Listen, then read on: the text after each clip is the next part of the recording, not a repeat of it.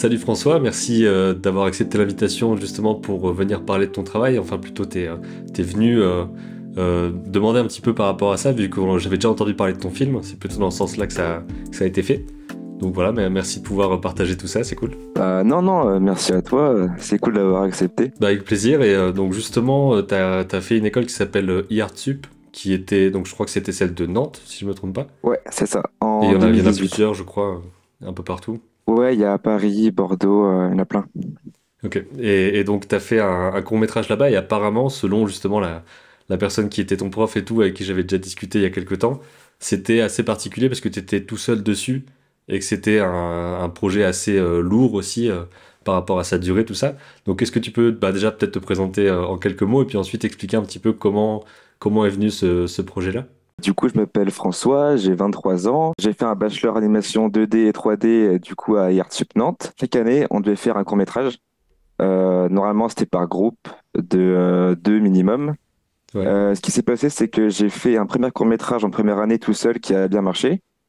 J'ai bien aimé. Et en deuxième année, j'ai fait un deuxième court-métrage, mais là, du coup, avec un groupe de deux.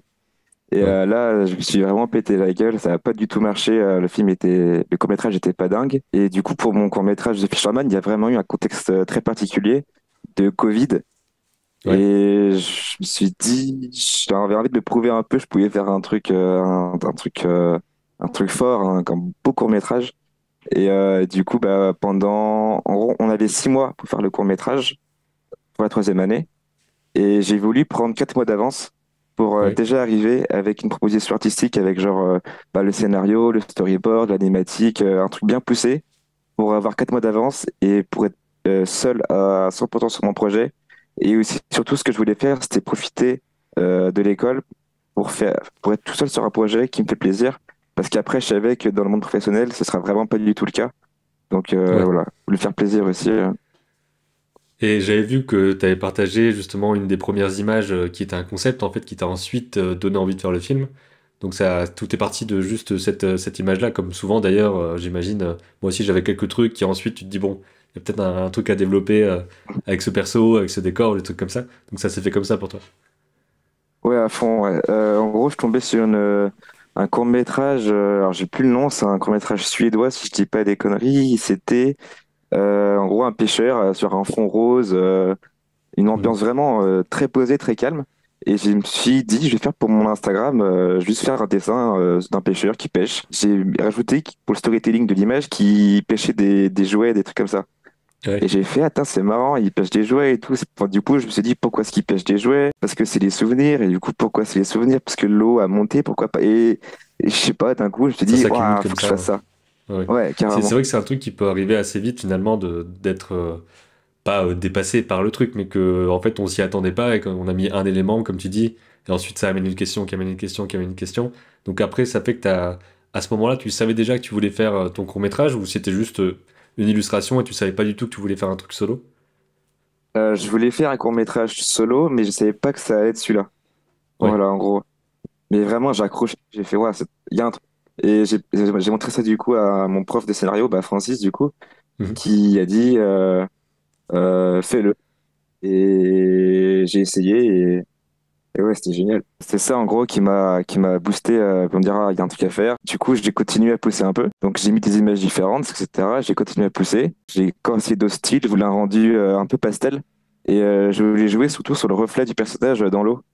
Parce que du coup, en Ouais. animation, je me suis dit, j'ai pas un niveau d'animation qui est incroyable, mais ça rend trop bien de faire une animation simple et de la dupliquer en dessous pour avoir un rendu plus accrocheur au niveau de l'animation, etc. Ouais, de toute façon, en solo, il y a forcément des contraintes qu'on va avoir, des choses qu'on va devoir aussi limiter, des sortes de compromis et tout, à la fois par rapport au temps, mais aussi, comme tu dis, par rapport au niveau technique qu'on a. Mais 5 minutes, tout seul, en 6 mois, c'est déjà un truc bien balèze, quoi, parce que des équipes prennent parfois 6 mois ou plus pour faire un court-métrage et tout. Ouais, c'était balèze. Du coup, là c'est vraiment des images. Je me suis dit, en fait, moi, dans comment je fonctionne dans mon court-métrage et dans tous mes courts-métrages, dans tout mon storytelling, c'est que normalement, quand on fait un court-métrage, d'abord on écrit un scénario papier, après on met des images sur les mots. Moi, comment je fonctionne, c'est vraiment l'inverse. Je vais d'abord créer des images. J'écris pas mon scénario du tout. Je crée des images et après j'essaie de les imbriquer entre elles pour en Mm. faire un scénario. Bah, j'avais déjà entendu cette façon de faire aussi ailleurs parce que ça dépend vraiment des projets, tout ça, mais souvent l'idée va venir d'un petit groupe, donc il y a un peu ce côté effervescence et tout, de les idées qui sont jetées à la fois à l'écrit, en storyboard, en dessin, et ça permet de construire le truc un peu plus facilement peut-être que de juste l'écrire, ça dépend après des façons de faire de chaque production, mais sur des petites productions, j'ai l'impression que c'est assez souvent, finalement, on a notre perso, on va le décliner, on va voir ce qui se passe. Et ensuite, on va faire un storyboard qu'on va modifier et tout. Et c'est peut-être un peu plus le bordel, on va dire, que dans une prod plus cadrée où chacun a sa spécialité aussi. Ouais, c'est un espèce de chaos, mais il faut trouver un équilibre ouais, là-dessus. Et à partir de là, donc, t'as continué à décliner ton personnage, à trouver bah, j'ai l'impression qu'il y a un truc aussi beaucoup sur les couleurs que tu recherches, justement par rapport à cette palette de rose, Ouais, jaune et tout que t'as depuis le début. ouais, je voulais vraiment ouais, prendre la même direction artistique qu'il y avait comme l'image de référence cette première. Et ouais, vraiment faire un truc, jouer avec l'éclairage, les couleurs et avoir un rendu dans une espèce d'harmonie un peu. Et puis voilà, j'ai vraiment aussi eu des références comme Klaus, tout ça, pour le Hmm. design du grand-père. Aussi, à la base, je trouvais ça cool de le dire. Je voulais faire en gros qu'il y ait enfin, genre plusieurs enfants avec lui. Ouais, Mais j'ai pas pensé à l'animation. Je me suis dit, ouais, ouais, c'est ça va ça. être génial. Il y aura genre 15 enfants et ils vont tous être animés et tout. Et après, je me suis mis à animer, j'ai fait, waouh, non, ça va pas être possible. Et du coup, j'en ai juste fait deux à la fin. Mais je trouvais ça cool de montrer, voilà, au début, les racines du projet, quoi. En fait, c'est ça qui est important, c'est de pas se donner de limites au départ et ensuite on va se dire, ok, au niveau technique, ça demande ça, ça, ça. Donc autant se lâcher au début parce que ça demande pas beaucoup de temps finalement. Enfin, c'est pas si contraignant que ça de faire plein de storyboards et plein de concepts et tout. Et ensuite, on va tout enlever en se disant, bon, en fait, ça, c'est trop chiant à faire, ça, je sais pas, ça, c'est dur, mais on va quand même essayer. Et ensuite, on y arrive petit à petit, quoi. À fond, bah ouais, bah, du coup, j'ai fait comme ça un peu. Ouais. Et à partir de ces images-là, donc, t'as commencé à travailler l'histoire, t'as quand même fait un storyboard, etc. J'imagine, pour pousser le truc. Et tu le montrais Euh, d'ailleurs pendant tes cours aussi, puisque c'était officiellement ton travail de cours. ouais, ouais, du coup, j'avais un suivi avec deux intervenants. Donc, Francis, qui avait tout le côté scénario, storyboard, animatique. Et un autre intervenant qui s'appelle Mehdi Sévère, qui est animateur 2D, qui est Mhm. pro. Et qui, lui, du coup, venait après, du coup, que tout est validé en termes de storyboard et tout, pour après la production réelle de l'animation, donner des conseils, ça c'est bien, ça c'est nul, etc. Enfin, pas nul, mais Oui, ça modifie-le, manque tu peux faire de mieux. volume ou des critiques comme ça qui sont là tout le temps Ouais, finalement quand on fait de l'anime parce que c'est très dur de garder le volume et des trucs comme ça. ah ouais, super, ouais, de fou. Et ce qui est bien aussi, c'est qu'ils sont ils sont cash, mais ils sont pas méchants. Dans le sens où, bah, on est débutants, eux c'est des pros. Si tu arrives à mettre de côté ton ego et te dire, bah, c'est eux qui ont raison et ils vont aller dans ton sens quand même, ils vont pas te démonter, ils vont comprendre ce que tu essayes de faire, mais ils vont pas tout changer pour que le projet ressemble plus du tout à ce que tu voulais de base, ils vont juste l'améliorer et si tu écoutes bien les conseils des pros, bah, moi, mon projet, au début, il était pas dingue, hein. Quand j'ai montré les premiers trucs, Mm. ça avait rien à voir avec ce que j'ai pu faire à la fin. Par exemple, je le montrerai après, mais j'ai fait genre environ 15 storyboards différents Ouais. et environ 10 animatiques différents. Donc j'ai potentiellement 15 histoires, enfin, je raconte la même histoire, mais Mais j'ai des 15 variations, quoi. façons de l'avoir dite qui est pas la même. Et quand je lui montrais à Francis, c'était en mode ouais, c'est cool, mais non, tu changes ça, tu changes ça, tu changes ça. Et c'était galère, mais vraiment, ouais, quand t'écoutes, bah, le projet, il prend de la valeur, c'est sûr. Donc là, du coup, c'est la direction artistique finale du projet.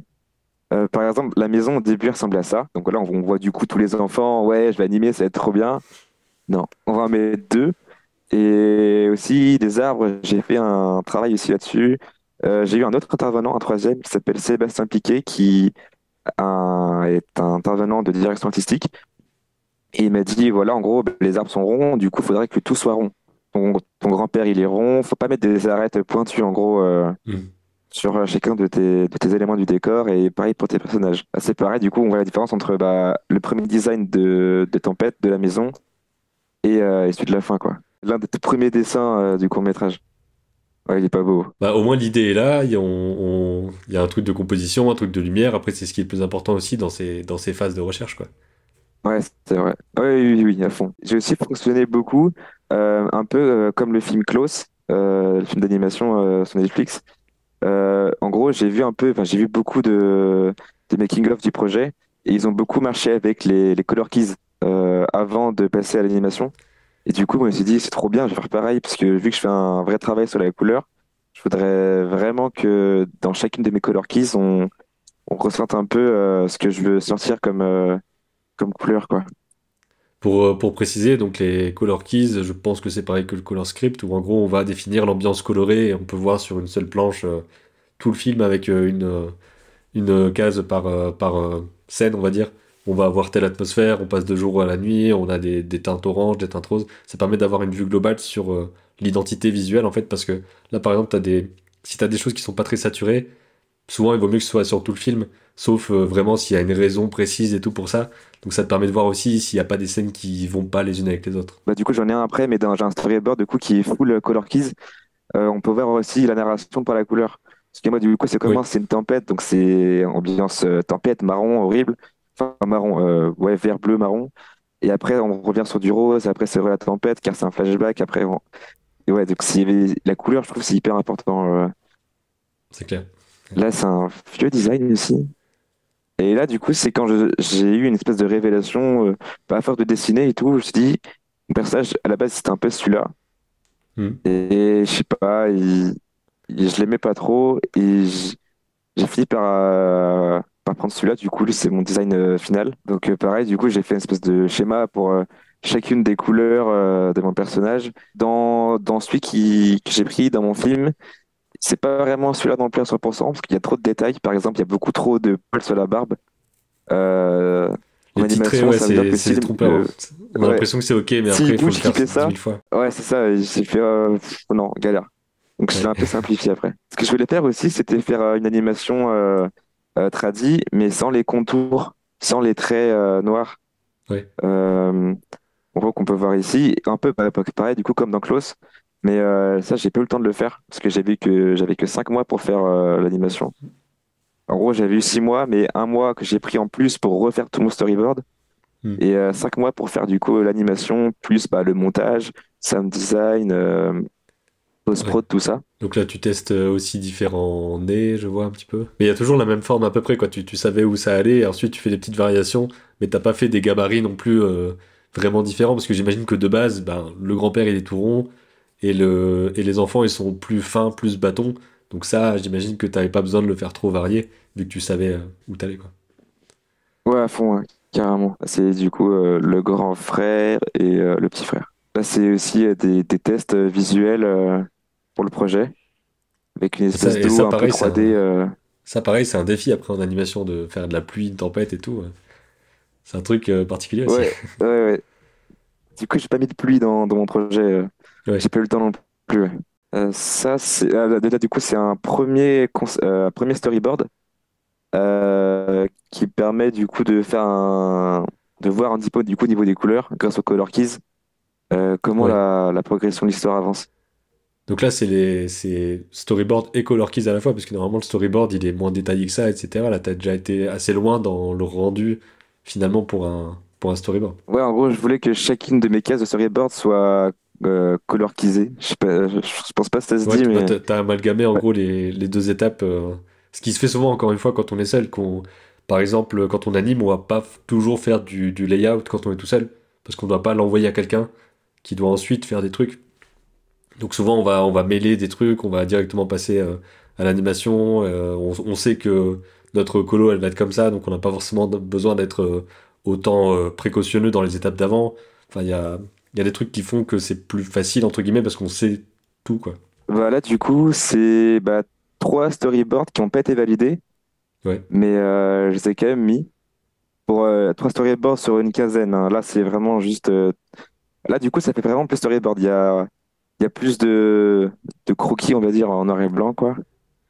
Et là c'est vraiment le film en entier Et ou c'est juste une partie? là, du coup, c'est donc trois storyboards, mais en entier, ouais. Du coup, En Ok, gros, donc c'est t'as quand trois même versions du film différentes qui ont pas été validées. donc t'as relativement peu de cases dans le storyboard. Il est pas, tu vas pas avoir 10 cases par scène ou des trucs comme ça, ce qui fait que c'était peut-être aussi plus rapide de faire des variations de séquences. Parce que quand tu me dis qu'il y avait 15 storyboards, j'imaginais vraiment le truc détaillé de fou et tout. Je me suis dit, c'est pas possible. Mais là, ok, je comprends bien. Ouais, du coup, ouais, bah, vu que j'étais seul et que je savais où ce que je voulais aller, j'ai pris des raccourcis un peu ouais, dans mon storyboard. Et là, du coup, c'est le storyboard qui a été validé, du coup, le dernier. Et à ce moment-là, t'es passé directement. Enfin, t'as fait quoi d'abord? T'as commencé déjà à animer ou alors t'as fait quand même des layouts de décors histoire d'avoir les bonnes dispositions d'éléments? J'ai d'abord fait tous mes décors. Ouais. Et après, bah, en fait, en soi, c'était déjà à moitié fait avec mes color keys. Du coup, il n'y avait pas trop de taf à faire là-dessus. Et j'ai directement après attaqué l'animation bah, pure sur Toon Boom. Et donc ça, pareil, c'est un outil, j'imagine que t'as appris à l'école. Je l'ai pas appris tant que ça avec l'école. Ouais. En gros, quand j'ai fait l'école, le bachelor, c'était encore en développement, en construction. Et j'ai pas vraiment tant que ça appris l'animation. J'ai appris l'illustration surtout et le scénario, tout ça. Mais vraiment l'animation pure, tradi, 2D, c'est quasiment de l'autodidacte en fait ce que j'ai fait. J'étais un petit peu entraîné pendant mes 4 mois préparatoires avant les 6 mois de production. J'ai fait ça du coup sur Toon Boom. Pour essayer de trouver le style et tout. Parce que c'est vrai que tout doit être pensé forcément, comment le vent va impacter les vêtements, la barbe et tout. Et là, c'est un style d'animation particulier où tu fais vraiment de la toute petite vague et tout ça, mais il y en a d'autres qui sont possibles. Donc on n'y pense pas forcément, mais il y a vraiment absolument tout qui doit être décidé et tout. Il y a vraiment beaucoup de décisions à prendre en fait. Et là, c'était les premiers plans que j'ai animés. Je me suis dit, je vais animer un drap parce que c'est pas le plus simple. C'est pas non plus le plus dur, mais je voulais vraiment un peu me tester, voir mon niveau d'animation là-dessus. Forcément, dans ton film, t'as eu plein de défis, de trucs nouveaux et tout ça. Je sais que par exemple, enfin, comme tu dis, animer un drap, c'est un truc particulier, animer de l'eau, c'est un truc particulier.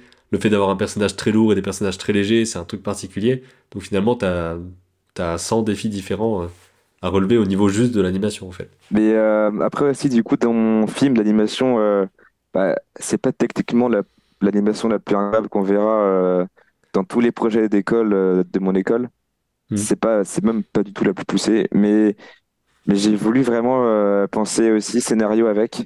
Pour, Ouais, en gros aussi, je l'ai pas dit, mais mon objectif vraiment, c'était d'aller en festival avec et ouais. d'aller le plus loin possible. Donc, je voulais donc une belle animation pour une belle bande démo, mais aussi un scénar sympa, quoi. Une espèce d'immersion un peu. Hmm. Ouais. Qui se tiennent en elles-mêmes autre que la démo technique pure, quoi. Ouais, c'est ça. Et là, du coup, on peut voir du coup, les poils de barbe que j'ai pas Hmm. prévu au début, j'en ai mis beaucoup trop. Là, j'en ai mis bah, une dizaine, et même là, j'ai craché du sang, quoi.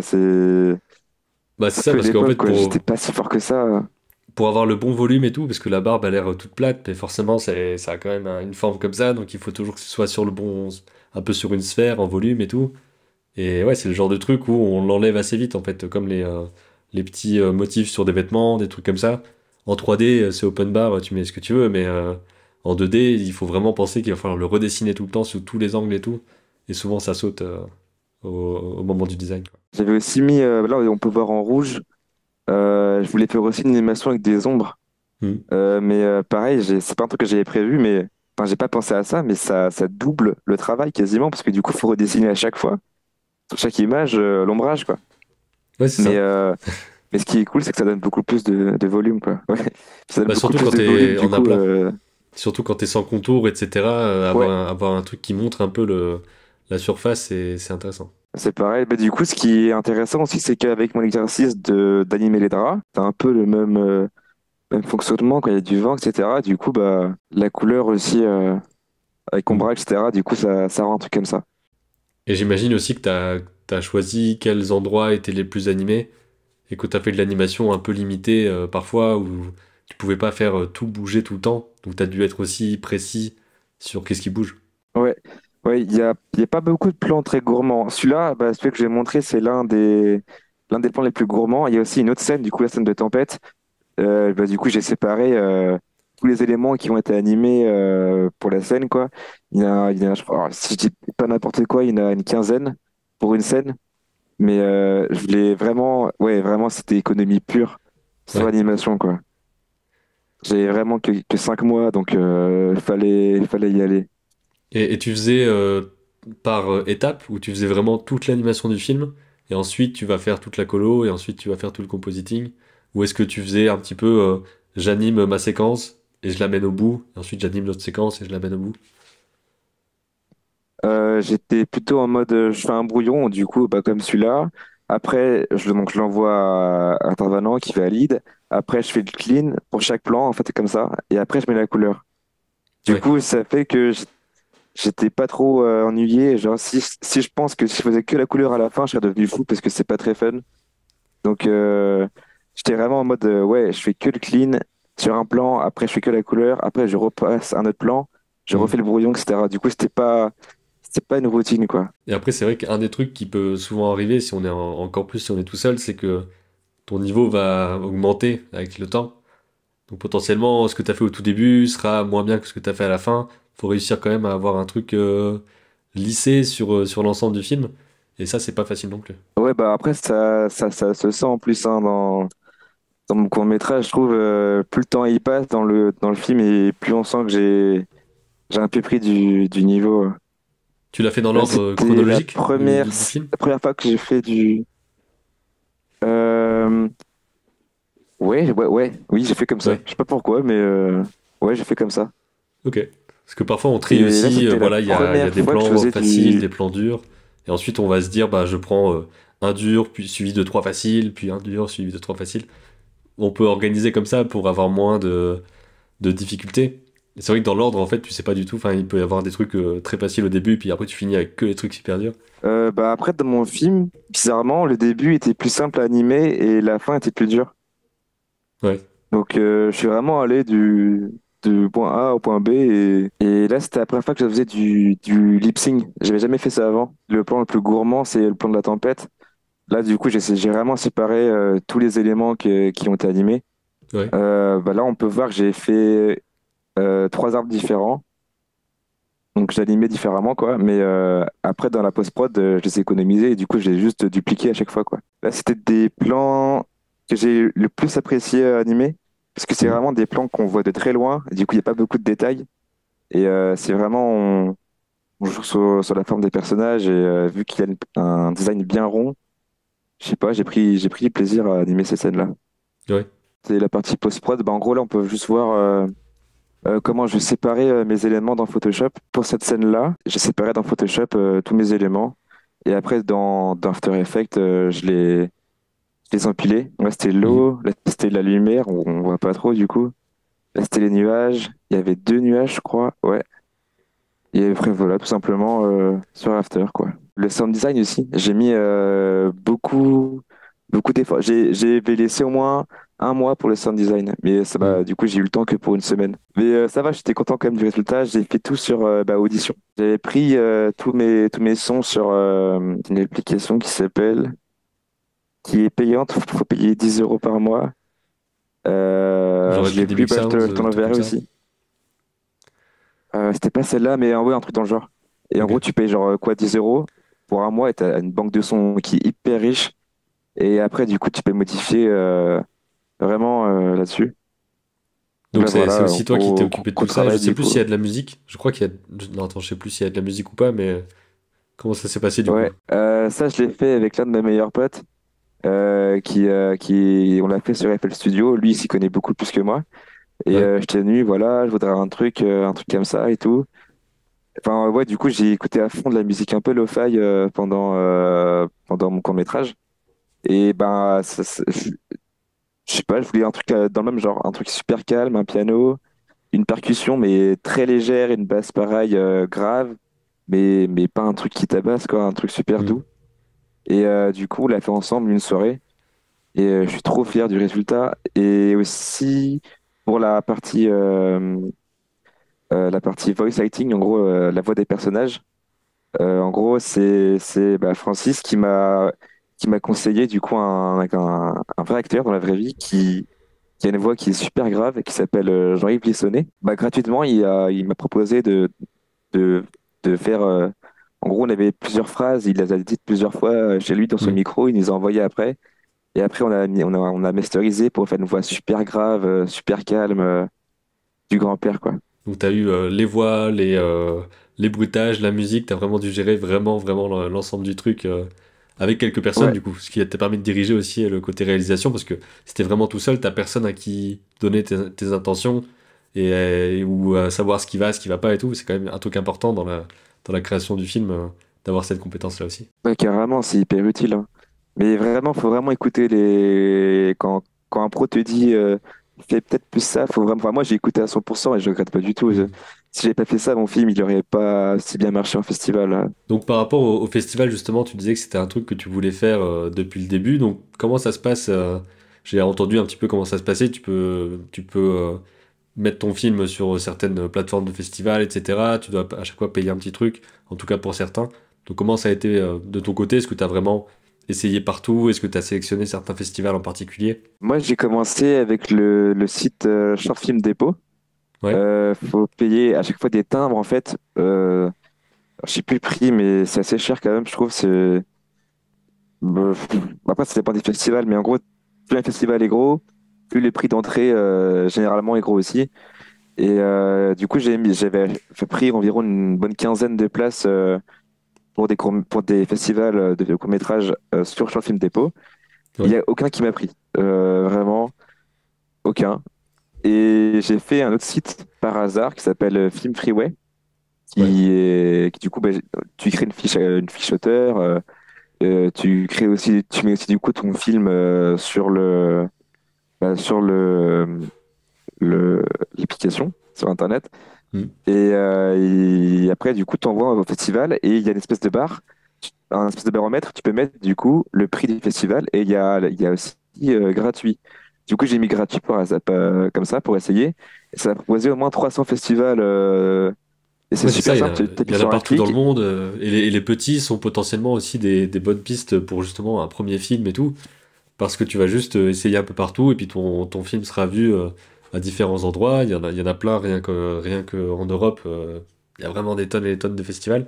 Et surtout le côté que t'es pas obligé de physiquement donner quelque chose ou d'aller voir quelqu'un ou des trucs comme ça. Tu peux juste envoyer ta candidature et ensuite il peut être diffusé sans que toi tu ailles au festival aussi, quoi, j'imagine. Ouais, ouais, ouais. Et du coup, bah, ça a très bien marché sur Film Freeway. Et j'ai été pris dans une vingtaine de festivals. Et j'ai gagné avec le temps après 4 awards. Ah oui? Et là, du coup, j'ai pu avoir des récompenses financières. Ok. Bah, par exemple, il y a donc, le festival, on le voit en haut à gauche, c'est le DBGYFF. C'est un gros festival d'animation en Italie. Et D'accord. je l'ai envoyé du coup. Alors là, du coup, c'était leur site à eux. C'était pas sur Film Freeway, donc c'était leur truc à eux.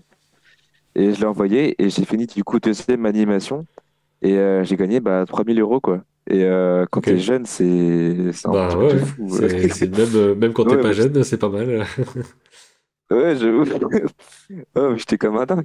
Et après, du coup, c'était mon premier award, je crois. Après, je l'ai gagné un autre. Donc, c'était le prix du jury au Festival d'animation de Metz, qui est Ouais, donc la c'est ville là où où je a suis été pour créé. info. Ah, oh! Ouais. Ok. Ah, du coup, t'es allé peut-être au festival d'animation qu'il y avait Bah, la souvent, seconde année. c'est le moment où il y a d'autres trucs où du coup je suis pas là, mais ouais, je sais Ok. qu'il y a ça depuis quelques années, donc c'est chouette que ça existe. C'est pour ça que je te dis il y a dans plein de villes des festivals, on n'est même pas forcément au courant que c'est là. Donc dans votre ville, il y a potentiellement un truc, quoi. Et du coup, prix du jury, et j'ai gagné du coup 1000 euros aussi en plus. Ouais, Et aussi une licence TV Paint à vie pro et tout, pour lequel je fais mes prochains projets de court-métrage maintenant, quoi. trop Et bien. voilà. Donc ça fait que c'était, disons, de la recherche et tout pour pouvoir trouver où est-ce que tu peux proposer, mais une fois que tu as les bonnes plateformes ou que tu connais les festivals, là, bah, rien que sur les noms que tu as sur tes affiches, les gens peuvent se renseigner et tout. Donc ça, c'est une ouverture incroyable en fait, maintenant que tu peux diffuser ça en ligne et tout. Le seul truc que je me demande aussi, c'est justement, tu diffuses ton film en festival, mais il faut que tu envoies un fichier aussi particulier. Est-ce qu'il suffit d'avoir qu'ils aient un lien vers ton Vimeo ou autre pour voir le film? Comment est-ce que tu leur présentes le film avant la sélection? Généralement, pour les gros festivals, il faut un format DCP, Ouais, qui qui permet est de un format projeter sur spécial de grand écran. projection. Ouais, c'est ça. Et bah, c'est quoi? C'est Francis qui m'a sorti en DCP avec un. Alors, je sais pas comment ce qu'il a fait, je t'avoue, mais Ouais, de c'est un base, ça logiciel coûte assez cher particulier, à je lui l'avais faire fait en un école aussi, DCP. mais c'est aussi la personne qui enseignait qui faisait tout le truc parce que c'est une sorte de convertisseur et ça fait des fichiers souvent très lourds aussi. Donc ouais, c'est pas un truc que tu peux envoyer comme ça facilement, même en ligne, ça fait pas que 2 gigas, quoi. Ouais, non, non, c'est ouais, c'est fat, hein. Mais ouais, du coup, essayez de trouver quelqu'un qui peut vous faire ça gratuitement pour vous, parce que, alors, j'ai pas les prix, mais ça coûte vraiment super cher de faire un format DCP. Donc, vous voyez Hmm. ça avec un prof qui peut le faire pour vous, vos connaissances, je sais pas. Mais ouais, du coup, DCP, il faut. Et des fois, bah, juste MP4, mais Hmm. bonne qualité, quoi. Genre 4K, Ouais, si possible. ok. Voilà. Par rapport à toute cette expérience de faire un film tout seul et tout, donc je sais que tu fais aussi d'autres projets à côté, ou tu fais t'as un autre projet de court-métrage, si je ne me trompe pas. Donc qu'est-ce que bah, tu voudrais dire peut-être quelques mots là-dessus, ou est-ce qu'on peut voir justement, est-ce que tu partages tes avancées sur ce film ou quoi? En fait, j'ai 3 projets qui sont en développement. Et alors, il y en a un qui a beaucoup, qui est bien avancé, mais je suis pas à l'aise dans le sujet, en fait. Hmm. Du coup, j'ai un peu un blocage parce que c'est beaucoup plus sombre que mon film d'avant. Ouais, C'est très mature, en fait. Là, enfin, avant, je visais un public enfantin, etc. Là, je vais faire plutôt public adulte. Donc, ok. en gros, le thème, c'est un père qui frappe son enfant, grosso modo. Et Ouais, donc c'est super trash en fait le truc. Je me sens pas à l'aise pour l'instant, mais il y a un potentiel de fou. J'ai travaillé avec Francis, qui est un prof de scénario avec, et il me dit que voilà, il y a un truc à faire. C'est un bûcheron qui se fait poursuivre par un ours, et du coup c'est tout ça, c'est une métaphore du coup d'un enfant qui s'est battu par son père. ouais. Donc il y a un petit côté horreur, un peu thriller et tout. Donc voilà, c'est un truc que je voudrais produire. Donc s'il y a des producteurs, on sait jamais. Qui voit la vidéo. Voilà, c'est un truc que j'essaye. Ouais. Du coup, il est en pause celui-là, et là, je vais le faire tout seul, je pense. C'est juste pour faire comme The Fisherman, en fait, le mettre en festival aussi, Hmm. et travailler du coup sur mon temps libre en plus par-dessus. Lui, il est beaucoup plus léger, hein. Ouais. Pareil, très centré sur la nostalgie, comme The Fisherman. Je vais vraiment le faire pour augmenter mon niveau d'animation, pour me préparer pour le gros court-métrage que j'ai en tête depuis 1 an et demi maintenant, hein. Donc ça fait que tu travailles sur les Donc trois voilà. un peu en parallèle, selon les moments ou quoi, et selon ce que tu as envie de développer. Ouais, c'est ça. Après, ça prend beaucoup de temps et ouais, donc faut faire des fiches personnages. En fait, il faut tout refaire comme The Fisherman. Hmm. Sauf que là, j'ai plus la sécurité de l'école. Ou Ouais, genre, bah là maintenant, c'est la vie, donc faut un salaire, faut trouver un travail. C'est plus galère, quoi. c'est sûr. Mais bon, ouais, la motivation, elle reste la même, hein. Du coup, on a pas mal de petites infos sur les prochains films, et puis potentiellement, bah, quand ces films-là seront là ou quoi, on pourra refaire un truc peut-être sur ces films-là. Ça pourrait être cool d'avoir une sorte de suivi. Parfois, il y en a qui reviennent pour montrer d'autres trucs et tout, donc ça peut être bien. Où est-ce qu'on peut retrouver tout ça? Est-ce que t'as un site, un Instagram, un truc que je pourrais présenter? Ouais, il y a mon compte Instagram qui s'appelle Flemmard, donc FLEMM 2 ART. C'est mon compte Instagram créatif. Du coup, je mets toutes mes créations, mes avancées sur mes courts-métrages aussi, si ça peut intéresser. Il y a mon film The Fisherman qui est sur YouTube, du coup. Mhm. Et il y a. Voilà, c'est tout. Bah, c'est déjà pas mal. Je mettrai les liens vers tout ça. Puis comme je disais, peut-être qu'on fera un Cool. truc d'ici quelques temps pour montrer la suite des projets et puis ce que tu présentes, quoi. Carrément.